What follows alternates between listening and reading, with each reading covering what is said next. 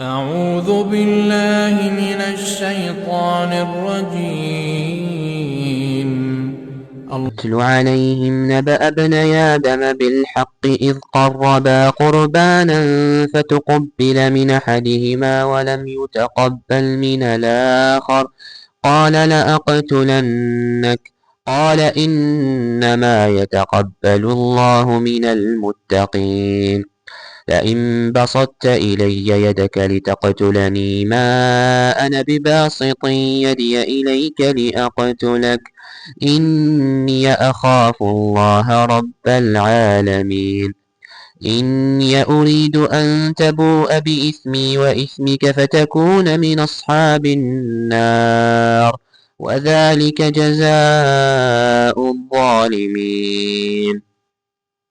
فطوعت له نفسه قتل أخيه فقتله فأصبح من الخاسرين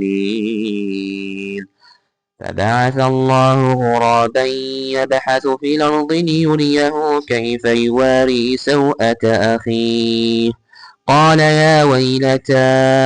أعجزت أن أكون مثل هذا الغراب فأواري سوءة أخيه فأصبح من النادمين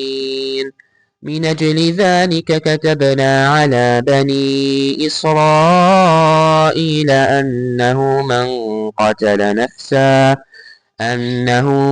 قتل نفسا بغير نفس أو فساد في الأرض فكأنما قتل الناس جميعا ومن أحياها فكأنما أحيا الناس جميعا ولقد جاءتهم رسلهم بالبينات ثم إن كثيرا منهم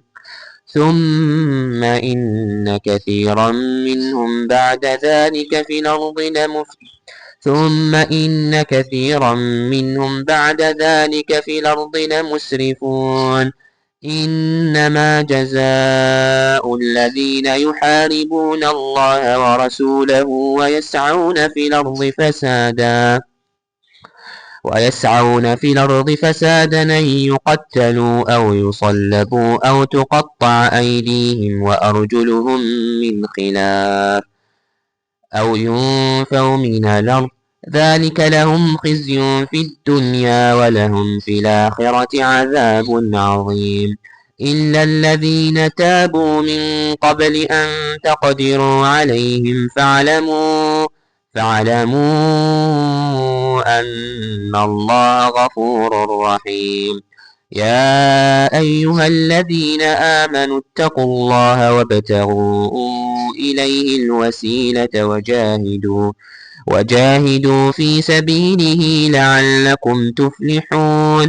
إن الذين كفروا لو أن لهم ما في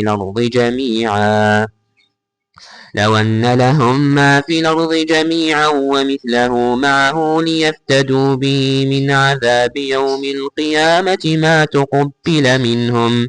ولهم عذاب أليم يريدون أن يخرجوا من النار وما هم بخارجين منها ولهم عذاب مقيم والسارق والسارقة فاقطعوا أيديهما جزاء بما كسبا نكالا من الله والله عزيز حكيم